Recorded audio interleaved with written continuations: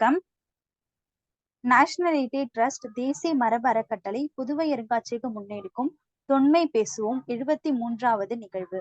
ஒவ்வொரு காரிக்கிழமையும் நடத்தப்பெறும் இந்நிகழ்வில் மாணவ மாணவியர், ஆசிரியர், பேராசிரியர்கள் மற்றும் வெளி மாநிலங்களிலிருந்தும் வெளிநாடுகளில் இருந்தும் கலந்து கொண்டுள்ள அனைவரையும் வரவேற்கிறேன். இன்றைய நாளின் கழக இலக்கியங்களின் பாலியல் கல்வி ஒரு தொல்லியல் பார்வை என்ற தலைப்பின் தமிழ் உதவி பேராசிரியர், சமூக அறிவியல் மற்றும் மொழிகள் பள்ளி, விஐடி பல்கலைக்கழகம், வேலூர், முனைவர் ஆ. மரிய செபஸ்தியான் ஐயா அவர்கள் நம்மிடையே இணைந்துள்ளார். ஐயா அவர்களுக்கு வணக்கம். தொடக்க உரையினை வழங்க புதுவை அருங்காட்சியகம் மற்றும் புதுவை அருங்காட்சியக ஆராய்ச்சி நூலகத்தின் இயக்குனர் திருவாளர் ஆ. அறிவண்ணையா அவர்களை அழைக்கின்றேன். வணக்கம்.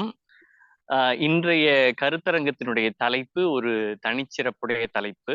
இந்த தலைப்பு அடிப்படையாக பள்ளி, கல்லூரி, பல்கலைக்கழக நிலைகளில் மிகப்பெரிய புரிதலை ஏற்படுத்தப்பட வேண்டிய தலைப்பு. அந்த தலைப்பை பற்றி பேசுவதற்காக நம்மிடையே வந்திருக்கக்கூடிய முனைவர் பேராசிரியர் மரிய செபஸ்தியான் அவர்களை எமது நிறுவனத்தின் சார்பில் மிகவும் அன்போடு வரவேற்கிறோம். மரிய செபஸ்தியானோடு எனக்கு நீண்ட நெடுங்காலம் தொடர்பு இருக்கிறது. அவருடைய அறிவும் அவருடைய துடிப்பான வேகமான முயற்சியும் மிகப்பெரிய நிலையில் அவரை வளர்த்தெடுக்கும் என்று உறுதியாக நான் நம்புகிறேன். இந்த நிலைப்பாட்டில் பாலியல் கல்வி என்பதை அவர் அடிப்படையாக அவருடைய முனைவர் பட்ட ஆய்வு மேற்கொள்ளும் பொழுதே நான் அவரோடு கலந்து பேசியிருக்கிறேன். மிக தெளிவான ஒரு பார்வை உடையவர், அறிவு நிலைகளில் ஒரு துடிப்புடைய ஒரு போக்குடையவர். அந்த நிலைகளில் அவர் எளிதாக பல நிலைகளில் விளக்க முடியும். அது கழக இலக்கியத்தோடு தொடர்புடைய செய்திகளோடு அவர் சொல்லுவதை நமக்கு கிடைக்கக்கூடிய வாய்ப்பாக எண்ணி நாம் கேட்க வேண்டிய தேவை இருக்கிறது. அனைவரையும் ஒரு ஆர்வத்தோடு கேட்டு அது பயன்பெறுமாறு தாழ்மையோடு வேண்டுகிறேன். நன்றி, வணக்கம். நன்றி ஐயா. ஐயா, தங்களோட உரையினை தொடங்கலாங்க ஐயா. அனைவருக்கும் இனிய மாலை வணக்கம். என்னோட குரல் சரியா இருந்துச்சுன்னா அப்படி தொடர்றேன். குரல் சரியா கேக்குதுலங்க? சரியா இருக்குங்க ஐயா. எதுவும் மகிழ்ச்சி, நன்றிங்க. இந்த ஒரு இனிமையான ஒரு காரிக்கிழமையில இந்த மாலை வேளையில உங்க அனைவரையும் சந்திக்கிறதுல ஒரு பெரிய மகிழ்ச்சி அடைகிறேன். அந்த பெரும் மகிழ்ச்சியை இன்னும் அதிகப்படியா கூட்டுறது அறிவண்ணாவுடைய ஒரு அறிமுகமா இருக்கும்னு நினைக்கிறேன். ஏன்னா இந்த ஆய்வினுடைய பயணத்திலையும் அறிவண்ணாவுடைய ஒரு இருப்பு அப்படிங்கிறது முதல்ல ஆரம்ப கட்டத்துல இருந்து வந்திருக்கு. அதனால வெளிப்படையா அவருக்கும் இந்த ஆய்வினுடைய போக்கு குறித்தும் இந்த ஆய்வுகளுடைய இருக்கக்கூடிய கருத்து குறித்தும் நாங்க கலந்துரையாடைய வாய்ப்பு நான் இது முனைவர் பட்டம் ஆய்வு பண்றப்பவே எங்களுக்கு இயல்பாவே அமைஞ்சிருந்துச்சு. அந்த நாட்கள் திரும்பி வர்ற மாதிரி ஒரு உணர்வு ஒரு மனதுல ஏற்படுது. அது ஒரு சின்ன ஒரு மகிழ்ச்சியா இருக்குது. ஏன்னா நேருக்கு நேரா பார்த்து பழகிய ஒரு உறவு, அதே தலைப்புல பிற நண்பர்கள் பயன்பெறும் வகையில கலந்துரையாடுறதுக்கு ஒரு வாய்ப்பு கிடைச்சதுக்கு புதுவை அருங்காட்சியகம் அமைப்புக்கும் சரி, அறிவண்ணாவுக்கும் மற்றும் அமைப்பாளர் அனைவருக்கும் ஒரு நன்றியை தெரிவித்துக் கொள்கிறேன். இந்த தலைப்பு ஆரம்பிச்சதுல இருந்து நேற்று பேசிய வரை இருக்கக்கூடிய செய்திகளை தொகுத்து சொன்னாலே உங்களுக்கு சிறப்பா இருக்கும் அப்படின்னு நினைக்கிறேன். அதாவது இப்ப இந்த தலைப்பு தோன்றிய விதம் அப்படிங்கிறது கொஞ்சம் உங்ககிட்ட பகிர்ந்து கொள்ள ஆசைப்படுறேன். பொதுவா நம்ம தேர்ந்தெடுக்கக்கூடிய தலைப்புகள் தொடர்ச்சியா பேசக்கூடிய தலைப்புகளாகவும் தொடர்ச்சியா திரும்ப திரும்ப பண்ணக்கூடிய தலைப்புகளாகவும் இருக்கக்கூடிய ஒரு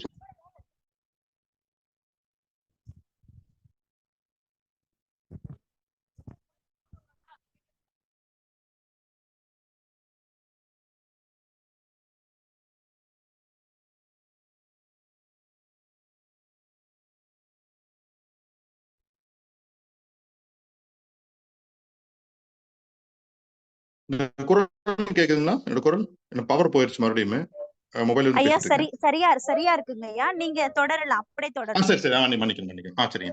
அதாவது இந்த தலைப்பு தேர்ந்தெடுக்கிறதுக்கு அடிப்படையான காரணம் என்ன அப்படின்னா, நம்ம இலக்கியங்கள்ல, கழக இலக்கியங்கள்ல, குறிப்பா சங்க இலக்கியங்கள்ல இதுவரைக்கும் சொல்லப்படாத செய்திகளையும் அதை வெளிக்கொண்டு வரணும் அப்படிங்கிற ஒரு நோக்கத்தோட நாங்க பேசி கலந்து உரையாடிட்டு இருக்கும்போது இந்த பாலியல் கல்வி அப்படிங்கிற ஒரு பாடம் அல்லது பாலியல் கல்வி அப்படிங்கிற ஒரு ஒரு செயல்பாடு அப்படிங்கிற ஒரு விஷயத்த வந்து நம்ம ஏன் பொருத்தி பார்க்க கூடாது? நம்மகிட்ட இருக்கக்கூடிய நமக்கான ஒரு மரபு ரீதியான ஒரு பாலியல் கல்வி அமைப்பை நம்ம மீட்டு உருவாக்கம் செய்யணும் அப்படிங்கிற ஒரு நோக்கத்தோடு இந்த தலைப்பு தேர்ந்தெடுக்கப்பட்டுச்சு.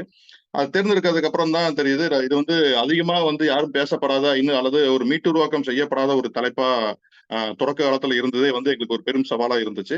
அந்த சவால் எங்களுடைய நண்பர்கள் உதவியாகவும் பேராசிரியர்கள் உதவி மூலமாகவும் ஒரு நல்ல ஒரு ஆய்வா பிற்காலத்துல உருவாறதுக்கு ஒரு காரணமாகவும் அமைஞ்சதா சொல்லலாம்.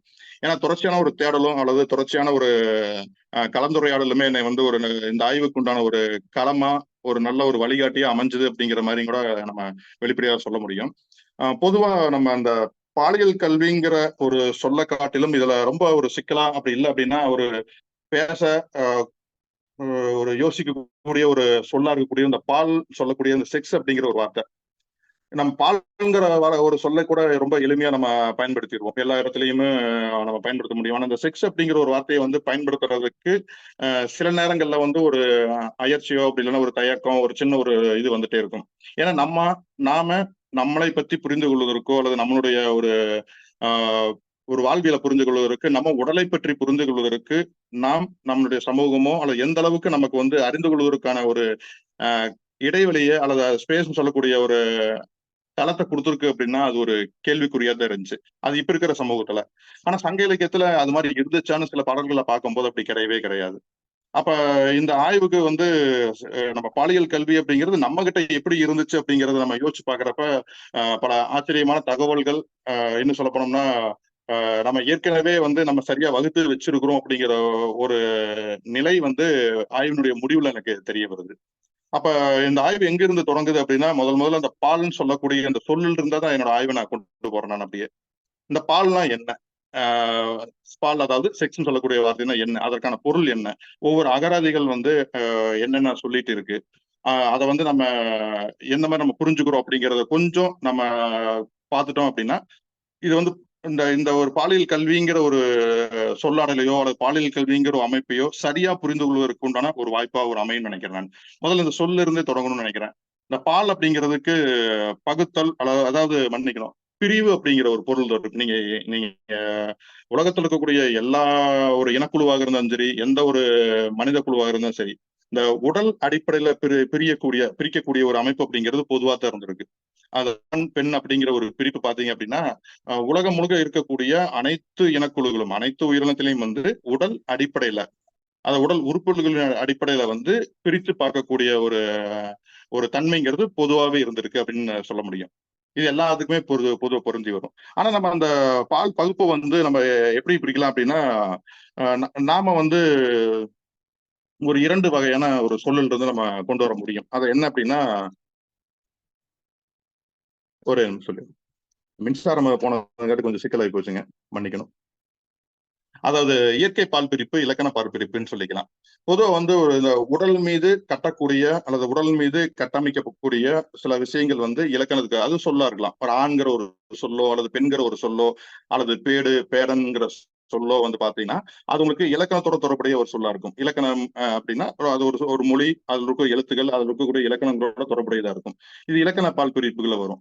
இந்த இலக்கண பால் பிரிவுன்னு வர்றப்ப நமக்கு எங்கிருந்து ஒரு தரவுகள் கிடைக்குது அப்படின்னா தொல்காப்பியத்துல இருந்து நமக்கான ஒரு தரவுகள் நம்ம வெளிக்கொணர முடியுது. அதாவது என்ன அப்படின்னா ஒரு அருமையான ஒரு சின்ன ஒரு இதுன்னு சொல்லி போறேன். பெண்மை சுட்டிய உயர்தனை மருங்கின் ஆண்மை திரிந்த பெயர் நிலை கிளவியும் தொல்காப்பியர் அழகா சொல்றாரு. தொல்காப்பியர் வந்து 2 வகையான திணைகள், அதாவது அக்ரிணை உயர்தனை அக்ரிணைன்னு பிரிக்கும் பொழுது உயர்திணைக்குள்ளதான் ஆண்பால் பெண்பால் பலர்பால்னு சொல்லிட்டு அதுக்கப்புறம் அந்த பேடு அப்படிங்கிற ஒரு சொல்ல வைக்கிறார். உயர்திணைக்குள்ளார வைப்பாரு. நன்னூலாளருடைய காலகட்டத்துல இது மாறுது. நன்னூலார் காலகட்டத்தை பாத்தீங்க அப்படின்னா அந்த பேடு அப்படிங்கிற ஒரு சொல்ல வந்து அக்ரிண பயன்படுத்தி இருப்பார். அப்ப உயர்திணையிலிருந்து அக்ரிணைக்கு மாறிய ஒரு காலகட்டத்தை வந்து அந்த 2 விதிகளையும் பார்க்க முடியும்.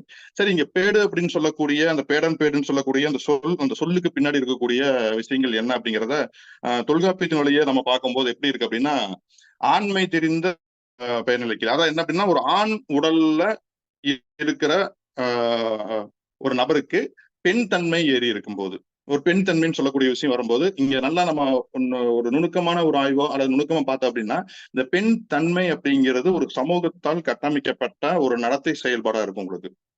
அதை என்ன அப்படின்னா ஒரு ஆணுடைய உடல் மீது வெளிவரும் பொழுது அவங்க பேடு அப்படிங்கிற ஒரு நிலைப்பாட்டுல வர்றாங்க. அவன் ஒரு முழுமையான ஆண் கிடையாது. அப்ப இந்த வகைப்பாடை பாத்தீங்க அப்படின்னா இந்த ஆண் பெண் பேடு அப்படிங்கிற அந்த வகைப்பாடு இந்த மூணுமே இந்த உடலுக்குன்னு இந்த சமூகம் சில நடத்தைகளையும் சில பழக்க வழக்கங்களையும் சில விஷயங்களையும் கற்றுத்தருது. ஒவ்வொரு சமூகத்துக்கு இது மாறிட்டு இருக்கும். நம்ம தமிழ் சமூகத்துல எந்த மாதிரி இருக்கு அப்படிங்கறத நம்ம அடுத்த ஒரு ஆய்வா அதாவது ஆய்வினுடைய அடுத்த ஒரு போக்கா சொல்றது. அப்ப இந்த இடத்துல நம்ம கவனிக்க வேண்டிய விஷயம் என்ன அப்படின்னா அந்த ஆண் பெண் சொல்லக்கூடிய அந்த உடல் மீது கட்டமைக்கின்ற அந்த சமூகத்தினுடைய வரையறைகள். ஆண் இப்படி இருக்கணும், பெண் இப்படி இருக்கணும். அது அந்த வரையறையில ஒரு ஒப்பிட்டு தான் தொல்காப்பியர் பேடுங்கிறத ஆண் உடல் மீது பெண்ணினுடைய குணங்கள் இப்படி இருக்கு, அப்ப பெண்ணுடைய குணங்கள் இருக்கிறப்ப இவங்களை பேடு அப்படின்னு சொல்லுவாங்க. அப்ப இந்த மூன்றாம், அதாவது இந்த பேடுன்னு சொல்லக்கூடிய இந்த மூன்றாம் பாலினத்தவர்கள், இந்த மூன்றாம் பாலினத்தவர்களை பற்றிய ஒரு குறிப்பும் அவர்களுக்கான ஒரு இலக்கணமும் நம்ம தொல்காப்பியத்துல இருக்கிறதே இன்னும் சொல்லப்போனா உலகில் வேற எங்க ஒரு இலக்கண வகைகளுக்குள்ளாரையும் இல்லாத ஒரு தனிச்சிறப்பு. நம்ம பாலியல் சார்ந்து இருக்கக்கூடிய செய்திகளையும் தொல்காப்பியருடைய மெய்ப்பாட்டியல் அழகா பார்க்க முடியும். ரொம்ப ஒரு அற்புதமான ஒரு விஷயமா இது நான் ஒரு அடிக்கோட்டு சொல்லக்கூடிய விஷயமா நான் பாக்குறேன். அப்ப அந்த தொல்காப்பியருடைய காலகட்டத்துல அந்த பேடுங்கிற ஒரு சொல் உருவாகிறதுக்கு காரணமா இருந்த விஷயம் என்ன அப்படின்னா அந்த ஆண் உடல் மீது கட்டமைக்கப்பட்ட பெண் நடத்தைகள் அதை பிரிச்சு பார்த்திருக்காங்க. ஒரு பெண்ணை இப்படிதான் நடந்து வரணும் அப்படிங்கிற மாதிரி பிரிச்சு பார்த்த செய்திகளை தொல்காப்பியர் என்னவா மாத்தி சொல்லியிருக்காரு அப்படின்னா இவங்க பேடுங்கிற ஒரு வகைப்பாட்டுக்குள்ளார நம்ம கொண்டு சொல்லலாம், நிறுத்தலாம் அப்படிங்கிற ஒரு விஷயத்த அவங்க சொல்றாங்க. பொதுவா பாத்தீங்க அப்படின்னா இந்த பால் அப்படிங்கிற சொல்லோடையே நம்ம தொடர்புடைய இன்னொரு சொல் என்ன அப்படின்னா பாலினம் சொல்லக்கூடிய ஜெண்டர். ஜெண்டர்ங்கிற ஒரு சொல் மிக முக்கியமான ஒரு சொல் நான் பார்க்கும்போது அது ஜெண்டர்ங்கிறது என்ன அப்படின்னா இந்த உடல் மீது இந்த சமூகம் சொல்கின்ற வரையறைகள் விதிமுறைகள் எல்லாத்தையும் நம்ம சொல்லக்கூடிய விஷயங்கள். அந்த ஜெண்டரை நம்ம எப்படி பிரிக்க முடியும் அப்படின்னா மொத்தம் 4 நிலைப்பாடுகளை நம்ம பிரிக்கலாம், 4 வகைகளா பிரிக்க முடியும் உங்களுக்கு.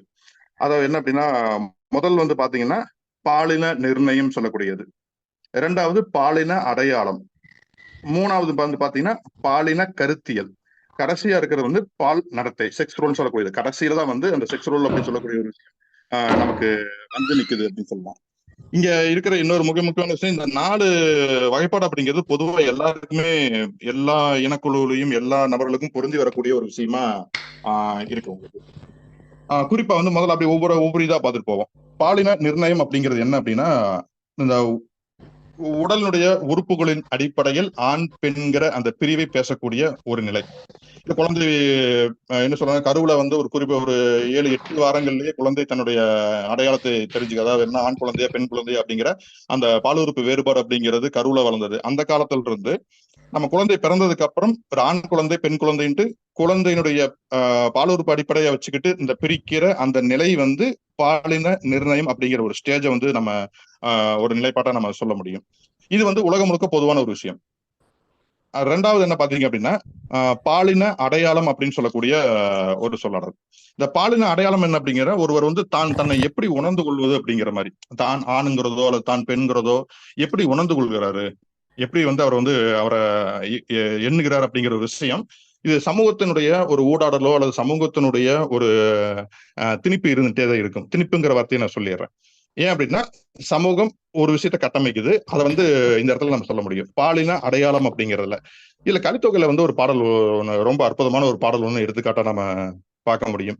செம்மாள் வனப்பு எல்லாம் நுந்தையை ஒப்பினும் அப்படிங்கிற ஒரு பாட்டுல தலைவி தன்னுடைய ஆண் மகனை தன்னுடைய குழந்தையை அப்படி குளிப்பாடி தலைச்சி விட்டு வச்சுட்டு இருக்காங்க. அப்ப சொல்லி கொடுக்குறாங்க, நீ அப்பா மாதிரி இப்படி இருக்கணும். அதாவது என்ன அப்படின்னா அப்பாவினுடைய வீரத்தை ஒத்து அவருடைய பிறருக்கு உதவுற குணத்தை ஒத்துக்கிட்டு நீ இருக்கணும். ஆனா என்னைய பிரிவுல வாட விடுறாருல, நான் இங்க வருந்துறேன்ல, இந்த வருத்தத்தை நீ தரக்கூடாது. அப்ப நீ எப்படி நடந்துக்கணுங்கிற ஒரு நடத்தை விதி அங்க தலைவி தன்னுடைய மகனுக்கு ஒரு 2-3 வயது மகனுக்கு சொல்லி கொடுக்கிற அந்த பாடத்தின் மூலமாக ஒரு ஆண் இப்படித்தான் இருக்கணும், ஒரு பெண் இப்படித்தான் இருக்கணும் அப்படிங்கிற மாதிரி சமூகம் என்ன நினைக்கிறது அப்படிங்கிற அந்த இதுவரைக்கும் கற்று வைத்திருக்கக்கூடிய அந்த காரணிகளையும் அல்லது கற்று வைத்திருக்கக்கூடிய அந்த கலாச்சார பண்பாட்டு கூறுகளையும் அந்த தாயின் மூலமாக அப்படியே சின்ன ஒரு உணவின் மூலமாக அழகா அப்படியே உள்ள போயிட்டே இருக்கு, அந்த குழந்தைக்கு உள்ள போயிட்டே இருக்கு. இந்த நிலைக்கு பேர் என்ன சொல்ல அப்படின்னா என்னது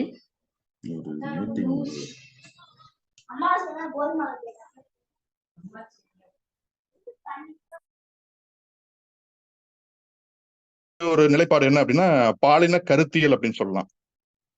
அதாவது என்ன அப்படின்னா இது வந்து கொஞ்சம் அடுத்த ஒரு நிலை. ஒரு ஆண் உடல் தன்னை உணர்ந்தாச்சு. அடுத்து என்ன அப்படின்னா ஒரு ஆணுக்கான வேலை என்ன, ஒரு பெண்ணுக்கான வேலை என்ன, அது அந்த பிரிக்கக்கூடிய அந்த ஒரு நிலையை சொல்லக்கூடியதான் வந்து நம்ம பாலின கருத்தியல் அப்படின்னு சொல்லக்கூடிய ஒரு நிலையை சொல்லலாம்.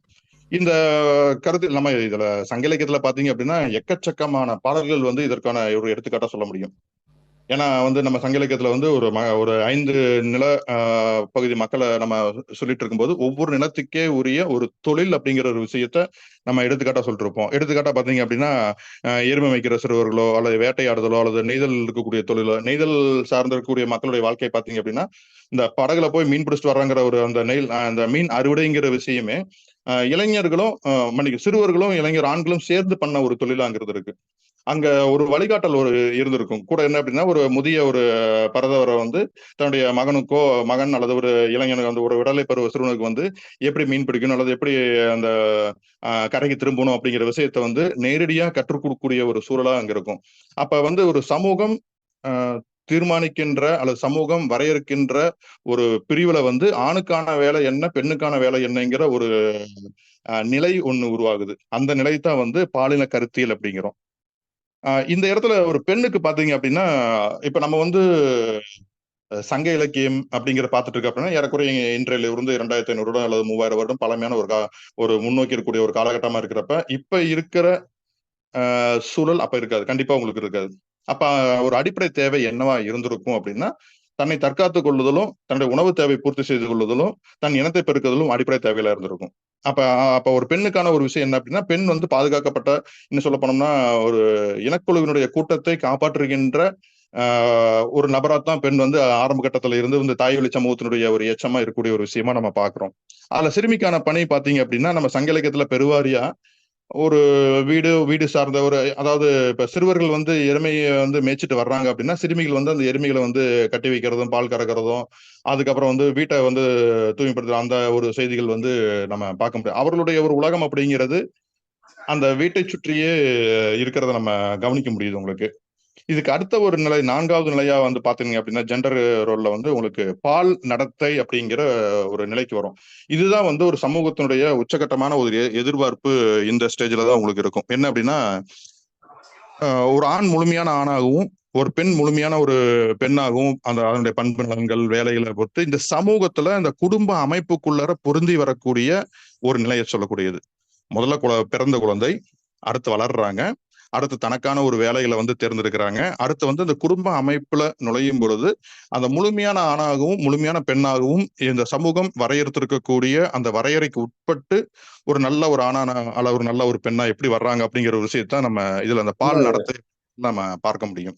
இந்த பால் நடத்தைக்கே வந்து நம்ம எக்கச்சக்கமான எடுத்துக்காட்டு நாங்க சொல்லுவோம். இன்று பிறந்தெழுதன் அப்படி அந்த ஒரு பாட்டு வரியோ அல்லது வந்து ஒரு ஆண்மைங்கிறதுக்கு உண்டான ஒரு வரியை வந்து நம்ம மிகச்சிறந்த ஒரு எடுத்துக்காட்டா சொல்லலாம். அப்புறம் குடும்பங்கிற அமைப்புல வந்து ஆண் எப்படி தலைவனா மாறுறான் அல்லது பெண் எப்படி தலைவியா மாறுறாங்க அப்படிங்கிற சொல்லாடல்கள் எல்லாமே இந்த நிலையிலிருந்து வந்த ஒரு சொல்லாடல்களை நம்ம பார்க்க முடியும். இது பால் அடுத்து வந்து பாலியல்னு சொல்லுவோம், அதாவது ஜெண்டர்னு சொல்லக்கூடிய பாலினம்ங்கிற ஒரு விஷயத்த நம்ம பாக்குறோம். அடுத்து என்னன்னா பாலியல்பு, செக்சுவாலிட்டின்னு சொல்லக்கூடிய பாலியல்பு அப்படிங்கிற ஒரு சொல்லாடல் இருக்கு. அதை நம்ம பார்த்தோம் அப்படின்னா குறிப்பா வந்து இந்த சங்க இலக்கியத்துல இருக்கக்கூடிய தலைவனும் தலைவியும் அவர்களுடைய வயது, அவர்கள் யார், எத்தனை வயசு இருக்கும் அப்படிங்கிற ஒரு கேள்வி இந்த ஒரு தலைப்புக்கு பின்னாடி எழ ஆரம்பிச்சது. பொதுவா வந்து நம்ம இயல்பேனா பெயர் சுட்டக்கூடாது அப்படிங்கிறது நம்மளுடைய மரபு. தலைவனுக்கோ தலைவிக்கோ வந்து பெயர் சுட்டி வந்து நம்ம பாடம் எழுதக்கூடாது அப்படிங்கிறது சங்க இலக்கியத்தினுடைய மரபா இருந்ததுங்கிறது எல்லாருமே நம்ம தெரிஞ்சுக்குவோம். ஆனா அவருடைய வயது அப்படிங்கிற விஷயம் வர்றப்ப இங்க ஒரு சின்ன ஒரு எப்படி சொல்லலாம் ஒரு ஆச்சரியமோ அந்த ஒரு சின்ன வேற ஒரு நிகழ்வு ஒன்று வருது. நாம என்ன நம்மளுடைய உருவத்துக்குள்ளார நம்மளுடைய எண்ணத்துக்குள்ளார வந்து தலைவனுடைய உருவமோ அல்லது தலைவனுடைய உருவத்தையோ வந்து நம்ம திரைப்படங்கள் வாயிலாகவோ அல்லது அந்த தலைவன்கிற ஒரு சொல்லுக்கு பின்னாடி இருக்கக்கூடிய வாயிலாகவோ நாம அவருடைய ஒரு வயதை வந்து பெரிய வயதை வச்சிருப்போம். ஆனா இங்க என்ன அப்படின்னா தலைவிக்கும் இடையில இருக்கக்கூடிய ஒரு வயது அப்படிங்கிறது என்ன அப்படின்னா வளர் இளம் பருவத்தை சேர்ந்தவர்களாக அவங்க இருக்கிறாங்க.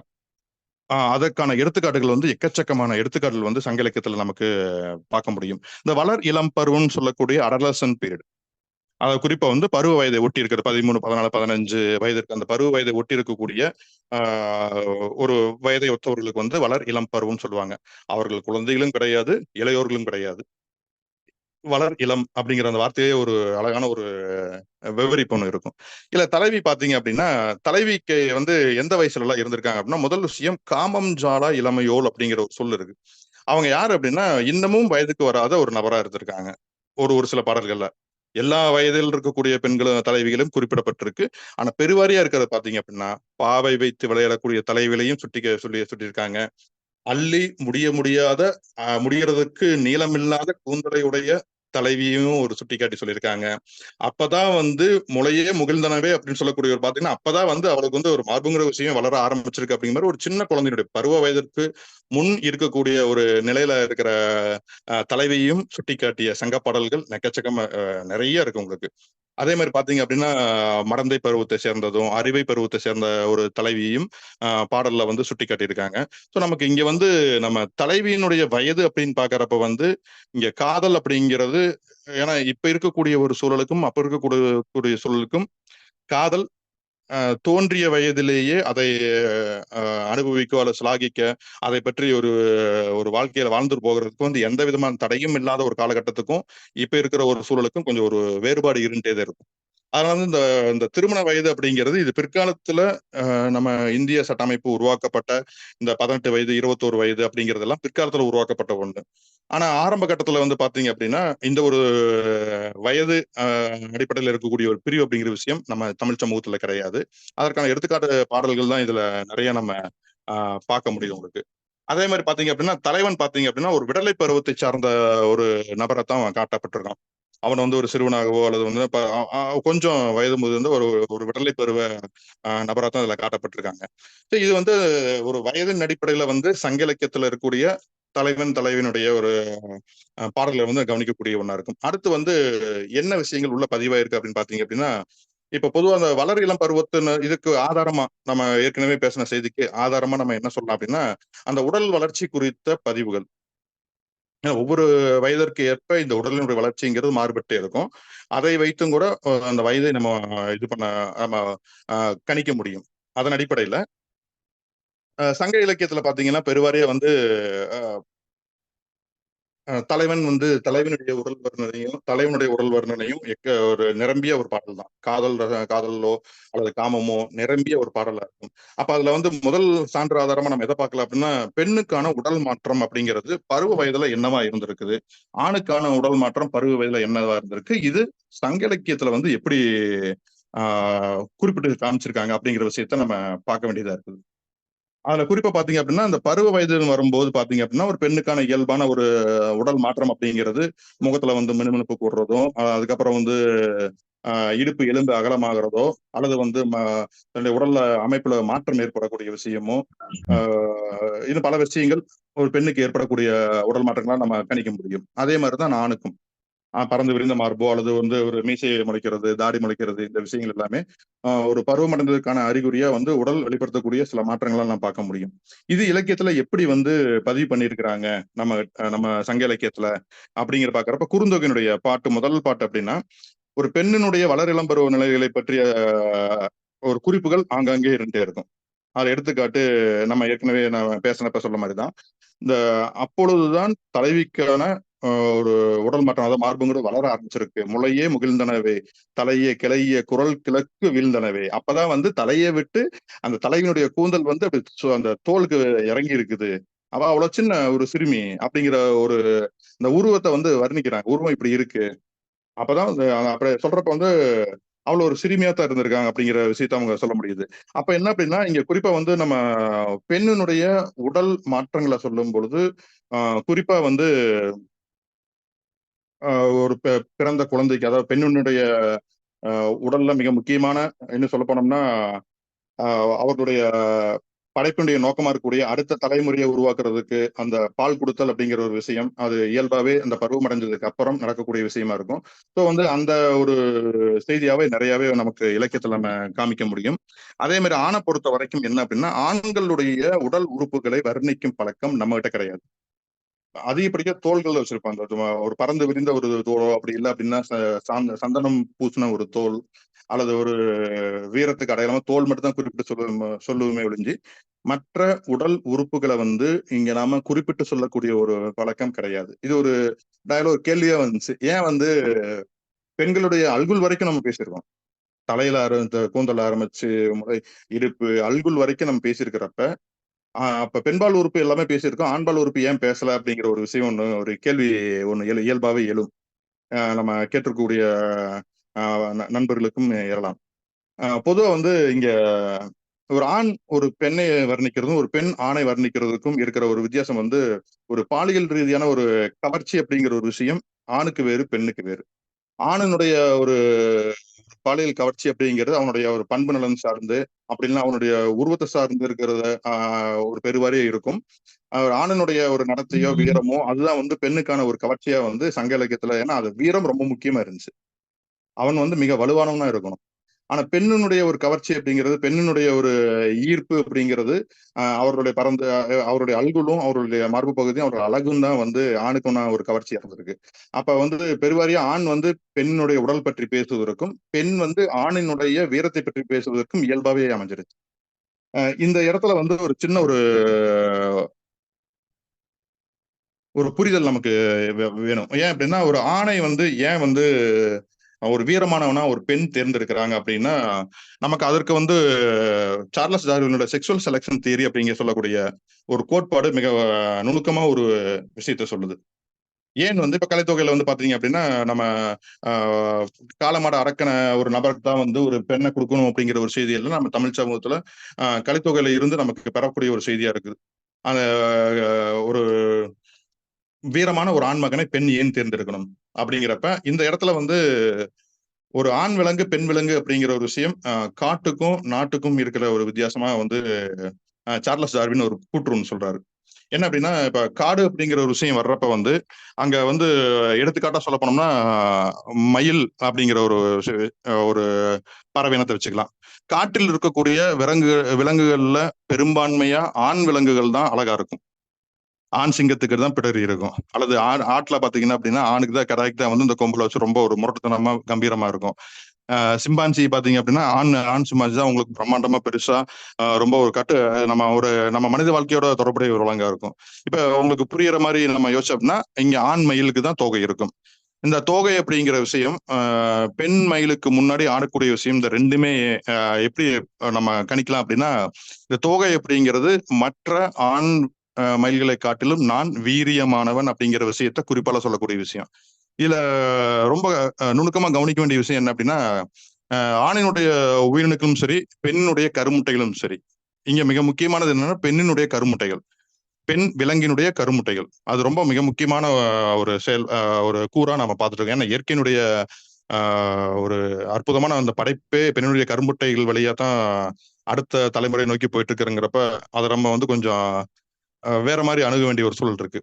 ஒரு பெண் விலங்கு தன்னுடைய வாழ்நாள்ல குறிப்பிட்ட எண்ணிக்கையிலான கருமுட்டைகளை தான் உற்பத்தி பண்ண முடியும். குறிப்பிட்ட எண்ணிக்கையில் விரல் எண்ணக்கூடிய அப்படி இல்லைன்னா ஒரு 150 200 கருமுட்டைகள் உருவாக்க முடியும். ஒரு குறிப்பிட்ட காலத்துக்குள்ளார அந்த கருமுட்டை உற்பத்தி அப்படிங்கிற நின்றும் போயிடும். ஆனா ஆணுக்கு அப்படி இல்லை. பல கோடி உயிரணுக்களை உருவாக்கக்கூடிய ஒரு ஆணினுடைய ஒரு நிலைக்கும் ஆனா பெண்ணுடைய நிலைக்கும் இயற்கை ஒரு விஷயத்த அங்க கட்டமைக்குது. என்ன அப்படின்னா தேர்ந்தெடுத்தல் விதி அப்படிங்கிற ஒரு விதியை கொண்டு வருது. அப்ப பெண் விலங்கு என்ன பண்ணுது அப்படின்னா தன்னுடைய கருமுட்டைய வளமான இன்னும் சொல்ல போனா ஒரு நோய் நொடியற்ற ஆரோக்கியமான ஒரு ஆண் உயிரணுவோட தான் சேரணுங்கிறது இயற்கையை யோசிக்குது. இந்த சர்வைவல் ஆஃப் ஃபிட்டஸ்ட்னு சொல்லக்கூடிய தகுதி உள்ளது தப்பி பிழைக்கும் அப்படிங்கிற ஒரு இயற்கை விதை. எது பிழைக்கும் அப்படின்னா வலுவுள்ளது பிழைக்கும். அப்ப வலுவுள்ளதுன்னா எல்லா சூழலையும் தாங்குகின்ற அந்த எல்லா மலையும் எல்லா காலச்சூழலையும் தாங்குகின்ற அந்த வளமான ஒரு ஆண் விலங்கைத்தான் பெண் விலங்கு தேர்ந்தெடுக்கணுங்கிற ஒரு விதி, அந்த இயற்கை விதி அந்த இடத்துல செயல்படுறதை பார்க்க முடியும். அதுதான் நம்ம கலித்தொகையில் இருக்கக்கூடிய பாடல்கள்லையும் பார்க்க முடியும். ஏன் காலை அடக்கின ஆண்மகனை வீரமான ஒரு ஆண்மகன் அப்படின்னா அவன் வலுவான ஒரு நபன். இன்னும் சொல்ல போனோம்னா அந்த பெண்ணை காப்பாற்றக்கூடியங்கிறது எப்படின்னா நோய் நொடி இல்லாம, ஏன்னா ஒரு ஒரு காளையை அடக்கணும் அப்படின்னா அவன் உடல்ல வலு இருக்கணும், மனதில் ஒரு தெம்பு இருக்கணும், நல்ல ஆரோக்கியமான உணவு, முக்கியமா நல்ல ஆரோக்கியமான உணவு சாப்பிட்டு இருக்கணும், மிக உடல் வலுவா இருக்கும். அந்த வலுவினால தான் போய் அவன் வந்து காளையை அடக்கக்கூடிய ஒரு சூழல் உருவாகும். ஸோ இந்த சூழல்ல வந்து ஒரு பெண் வந்து ஒரு வலுவான ஒரு ஆணை தேர்ந்தெடுக்கிற ஒரு காரணம் என்னவா இருக்கும் அப்படின்னா, கட்டாயம் அந்த பெண் மூலமாக வரக்கூடிய அடுத்த தலைமுறை அப்படிங்கிறது நோய் நொடி இல்லாத ஒரு வலுவான ஒரு தலைமுறை உருவாகும் அப்படிங்கிற அதனுடைய நோக்கமா தான் இதுல இருக்கு அப்படிங்கிறத நம்ம பார்க்க முடியும். இது இது மாதிரியான சில செய்திகள் வந்து நம்ம சங்க இலக்கியத்துல வந்து நம்ம பார்க்கும்போது மிக ஆச்சரியமான விஷயங்கள் எல்லாமே இருக்கிறத நம்ம பார்க்க முடியும். அடுத்து குறிப்பா வந்து என்ன அப்படின்னா, அந்த வளர் இளம் பருவத்தினருக்கு வந்து இருக்கக்கூடிய அந்த வயசுக்கே உண்டான நிகழ்வுகள், மன நிகழ்வுகள் என்ன மாதிரி எல்லாம் இருக்கும் அப்படிங்கிறத பாத்தீங்க அப்படின்னா, முதல்ல வந்து பாலுணர்வுல அதிக நாட்டம் இருக்கும். அந்த குறிப்பா அந்த வயதிற்கு, ஏன்னா ஒரு ஆண் உடலும் சரி, இந்த பெண் உடலும் சரி, அந்த குறிப்பிட்ட பருவத்துல வந்து கட்டாயம் இணை சேர்ந்து அடுத்த தலைமுறையை உருவாக்குவதுதான் இயற்கையினுடைய விதி. அது மாற்றுக்கருத்தே இருக்காது, யாருக்குமே மாற்றுக்கருத்து இருக்காது. அப்ப அதனுடைய ஒரு குறிப்புகள் என்னவா இருக்கு அப்படிங்கிறத நம்ம இலக்கியங்கள்ல பார்க்க முடியும். பார்க்க போறப்ப நம்ம சங்க இலக்கியத்துல எக்கச்சக்கமான பாடல்களை வந்து தலைவனுக்கும் தலைவிக்கும் இருக்கிற அந்த பாலியல் உணர்வு மீதான ஒரு நாட்டத்தை வந்து நம்ம பார்க்க முடியும். தலைவன் வந்து தலைவியை சந்திக்க போறதோ, தலைவி வந்து தலைவனை சந்திக்க போறதோ, இந்த 2 பேரும் வந்து இந்த காதல் வாய்ப்பட்டு இருக்கிறப்ப இதுல புணர்ச்சி அப்படிங்கிற விஷயம் இயற்கை புணர்ச்சியா இருந்தாலும் சரி, அல்லது நம்ம காதலாக இருந்துச்சு. ஏன்னா இந்த புணர்ச்சி அப்படிங்கிற வார்த்தை மெய்யுறு புணர்ச்சியை சொல்லுதா, அல்லது அவங்களை சந்திக்கிறத பேசுதா அப்படின்னாலும் மெய்யுறு புணர்ச்சியும் சேர்ந்து நம்ம சங்க இலக்கிய பதிவு நம்ம பாடல்கள்ல பல பாடல்களை பார்க்க முடியும். அவர்களுக்குள்ளான இடையே வந்து மெய்யுறு புணர்ச்சியும் நடந்திருக்கு அப்படிங்கிறத சில பாடல்கள்ல இருந்து நம்ம பெறக்கூடிய ஒண்ணா நம்ம பார்க்க முடியும். இதுல பாத்தீங்க அப்படின்னா, தலைவன் வந்து தலைவியை அதிகமா யோசிச்சு அந்த காதல் உணர்வை அல்லது அந்த காமங்குற உணர்வை கட்டுப்படுத்த முடியாம நேடிய தலைவியை சந்திச்ச பாடல்கள் நிறைய பாடல்கள் இருக்கு. அதே மாதிரி தலைவியும் தலைவனை போய் பார்க்க போயிருக்காங்க. அது மாதிரியான ஒரு பாட்டும் நம்மகிட்ட இருக்கு. மிக்க காமத்து மிடல் அப்படிங்கிற ஒரு அமைப்பு கீழே பாத்தீங்க அப்படின்னா, தலைவி வந்து தன்னுடைய காதலையும் தன்னுடைய காமத்தையும் ஆற்றாது தலைவனை தேடி போகக்கூடிய ஒரு சூழலையும் நம்ம பார்க்க முடியும். இது வந்து நம்ம பெண்ணியம் பேசக்கூடிய தொடர்களுக்கோ அப்படி இல்லை அப்படின்னா, உங்களுக்கு இப்ப இருக்கக்கூடிய ஒரு சூழல்ல எளிதா புரிந்து கொள்ள முடியும். பெண் தன்னுடைய காமத்தையோ அல்லது தன்னுடைய பாலுணர்வையோ வெளிப்படுத்துவதற்கு உண்டான ஒரு உரிமை உண்டுன்னு பேசக்கூடிய இந்த சமூகம் வந்து ஏற்கனவே நம்ம கிட்ட இருந்ததுதான். அதற்கான தனி இலக்கணமே வகுத்து வச்சிருக்கிறோம் நம்ம. அதை பார்க்கும்போது ரொம்ப ஒரு அற்புதமான ஒரு ஒரு புரிதல் உணர்வு சமூகத்துல இருந்திருக்கு அப்படிங்கிறது தானே எனக்கு புரிஞ்சுதுங்க. அதே மாதிரி அடுத்து என்ன வரும் அப்படின்னா, நம்ம அதிக நாட்டம் இருக்குங்கிறத தாண்டி அடுத்து வந்து பாலுணர்வு சார்ந்த கனவுகள் வந்து இயல்பா அந்த வளர் இளம் பருவத்தினருக்கு வரும், இயல்பாவே வரும்.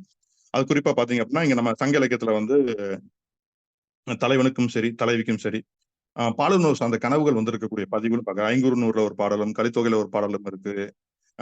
தலைவி வந்து ஏற்கனவே நடந்த மெய்யுறு புணர்ச்சியை திரும்பி நினைச்சு பாத்துக்கிறாங்க, தலைவி இல்லாத நேரத்துல வந்து தலைவன் நினைச்சு பாத்துக்கிறாங்க அப்படிங்கிற செய்தியெல்லாம் நம்ம பார்க்க முடியுது.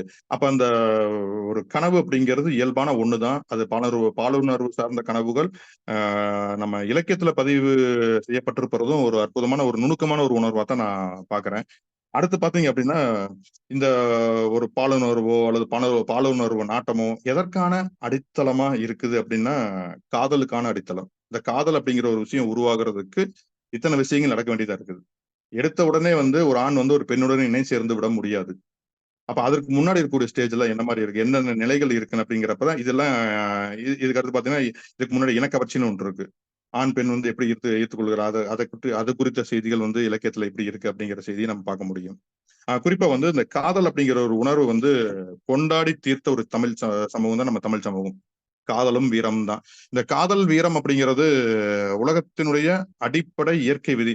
முதல்ல வந்து பாத்தீங்கன்னா, இந்த நம்ம அகம்புறம்னு 2ஆ பிரிக்கிறோம். அந்த அகம்புறமே பாத்தீங்க அப்படின்னா, இந்த இயற்கையினுடைய விதியின் அடிப்படையில பிரிச்ச ஒண்ணா தான் நான் கவனிக்கிறேன் நானு. என்ன அப்படின்னா, அகம் அப்படின்னு சொல்லக்கூடிய இந்த காதல் சார்ந்தவருடைய வாழ்க்கையை பாத்தீங்க அப்படின்னா, ஒரு இனம் தன் இனத்தை பெருக்குவதற்கான உருவாக்கப்பட்ட ஒரு கோட்பாடுல இருக்கு. வீரம் சொல்றது அந்த உருவாக்கப்பட்ட அந்த இனம் பாதுகாப்பா இருக்கணும், அல்லது அது வந்து உயிர் வாழணும் அப்படி சொல்லக்கூடிய ஒரு நிலையில இருக்கிறது. அப்ப தன் இனத்தை பெருக்குதலும் தன் இனத்தை பாதுகாத்தலும் இந்த 2 அடிப்படை கீழே உள்ள வந்துரும். அப்ப இந்த 2 அடிப்படையில இருக்கக்கூடிய விஷயங்கள் தான் முழுக்க முழுக்க சங்க இலக்கியத்துல இருக்கு. ஒரு பக்கம் காதல், இன்னொரு பக்கம் வீரம், அவ்வளவுதான். அதுவும் குறிப்பா நம்ம சங்க இலக்கியத்தை பெருவாரியா பாக்குறது காதல் காதல் காதல் தான். அது வந்து எந்த அளவுக்கு நுணுக்கமா நம்ம உளவியல் ரீதியா சொல்ல முடியுமோ அந்த அளவுக்கு சொல்லியிருக்கிறதா இதுல மிக ஒரு ஒரு பெரிய ஒரு அளப்பரிய ஒரு சந்தோஷமே. அது உளவியல் அடிப்படையில பேசக்கூடிய விஷயம் தான். உளவியல்ங்கிற துறை வந்து பிற்காலத்துல வந்து உருவாகி இருந்தாலும், ஆனா தலைவனுடைய மனநிலை என்ன, தலைவியுடைய மனநிலை என்ன, தோழி 2 பேரையும் எப்படி கையாளுறாங்க, தோழிங்கிற ஒரு கதாபாத்திரம் எனக்கு என்னை பொறுத்த வரைக்கும் மிகச்சிறந்த உளவியல் பேராசிரியர் அவங்கலாம். அவ்வளவு அற்புதமா தோழியை வந்து தோழியினுடைய ஒரு சிக்கல்களை வந்து கையாளுற விதமோ, தலைவனுடைய ஒரு கோபத்தையோ, தலைவனுடைய எதிர்பார்ப்பையோ, தலைவனுடைய ஏமாற்றத்தையோ கையாளுற விதம் பார்த்தீங்கன்னா, தேர்ந்த உளவியல் பேராசிரியர் மாரி சங்க இலக்கியம் முழுமைக்கும் தோழி அப்படிங்கிற ஒரு நபர் வலம் வந்துட்டு இருக்கிறாங்க. அத கவனிக்க முடியும் நம்ம. ஸோ இப்ப நம்ம உளவியல்கள் துறை பின்னாடி இருந்தாலும், அது சார்ந்த கூறுகள் வந்து நம்ம இலக்கியத்துல இருக்கிறத நம்ம பார்க்க முடியும். அப்ப இதுல வந்து இந்த காதல் அப்படிங்கிற ஒரு விஷயத்த, காதல் அப்படிங்கிற ஒரு நிகழ்வ நம்ம சங்க இலக்கியத்துல இருக்கிற எல்லா பாடல்களையும் நம்ம கணிக்க முடியும். காதல்ங்கிறது எப்படி உருவாகுது? அல்லது காதல்ங்கிறது என்ன? காதல்ங்கிறது மெய்யிருப்பு உணர்ச்சியில போய் முடிஞ்சுதா?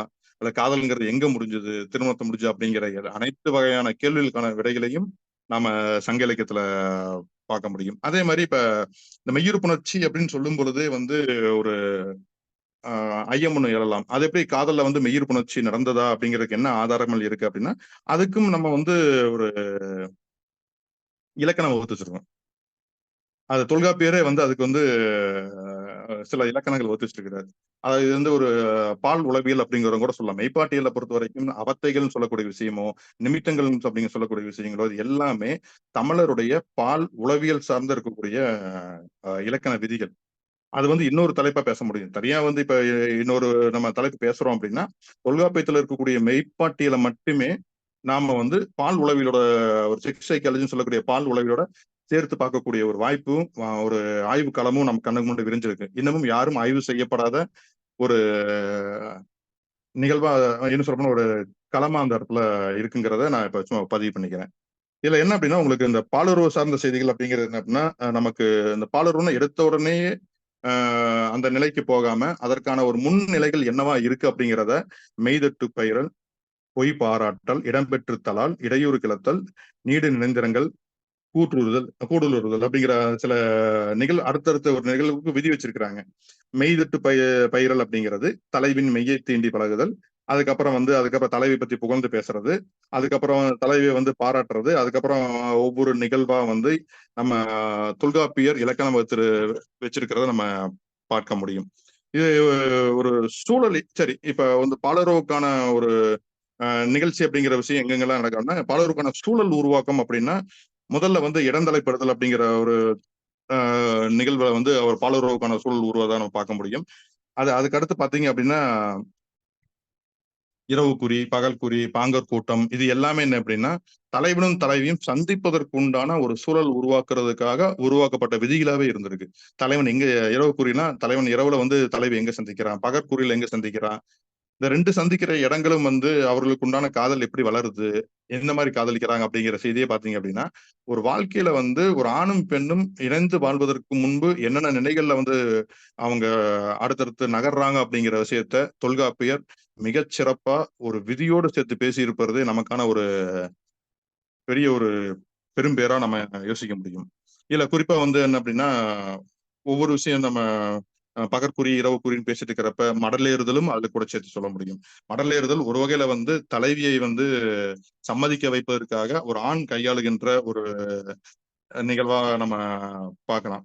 ஆக இது மாதிரியாக இருக்கக்கூடிய செய்திகள் எல்லாமே வந்து பாத்தீங்கன்னா, நமக்கு சங்க இலக்கியத்துல பெருவாரியா நம்ம ஒரு பால் சார்ந்தோ, பாலினம் சொல்லக்கூடிய ஒரு ஜெண்டர் சார்ந்தோ, அத ஜெண்டர்ல இருக்கக்கூடிய பால் இயல்புகள் 4 நிலைகள் சார்ந்தோ, அதுக்கப்புறம் குறிப்பா தலைவன், தலைவியினுடைய வயது என்ன அப்படிங்கிற விஷயம் வர்றப்ப, அவர்கள் வளர் இளம் பருவம்னு சொல்லக்கூடிய அடலசன்ட் பீரியட்ல இருக்கிறாங்க அப்படிங்கிற ஒரு செய்தியோ, அதுக்கடுத்து அவர்களுக்கு அந்த அடலசன்ட் பீரியட் அப்படின்னா, அதற்கு ஆதாரமா வந்து அவர்களுக்கு என்னென்ன உடல் மாற்றங்களோ, மனமாற்றங்கள் என்னென்ன ஏற்படும்ங்கிறத பார்த்தா அப்படின்னா, அவர்களுக்கான ஒரு பாலுணர்வு நாட்டம், அதுக்கப்புறம் கனவுகள், உடல் வளர்ச்சி, அவர்களுடைய உடல் அமைப்பு, இது எல்லாம் ஒரு ஒரு மருத்துவர் போல, ஒரு ஓவியர் போல சங்க இலக்கிய பாடல்கள்ல நம்ம பதிவு பண்ணி இருக்கிறத பார்க்க முடியும்.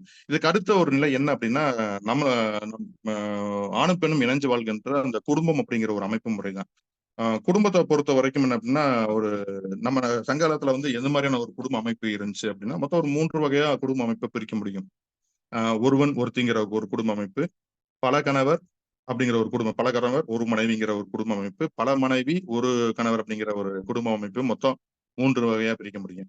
இதுல பெருவாரியா இருக்கிறது அப்படின்னா, ஒருவனுக்கு ஒருத்திங்கிற ஒரு குடும்ப அமைப்பு வந்து இந்த 5 நிலங்கள்ல குறிஞ்சி, முல்லை, மருதம், நெய்தல், பாலைன்னு சொல்லக்கூடிய 5 நிலங்கள்ல இந்த மருதம் அப்படிங்கிற நிலத்தை தவிர மற்ற ஏனைய நிலங்கள்ல வந்து பாத்தீங்கன்னா, ஒருவனுக்கு ஒருத்தி அப்படிங்கிற ஒரு குடும்ப அமைப்பு தான் பெருவாரியா நமக்கு பார்க்க முடியுது உங்களுக்கு. தலைவன், தலைவி அப்படின்னு. இந்த மருதம் சொல்லக்கூடிய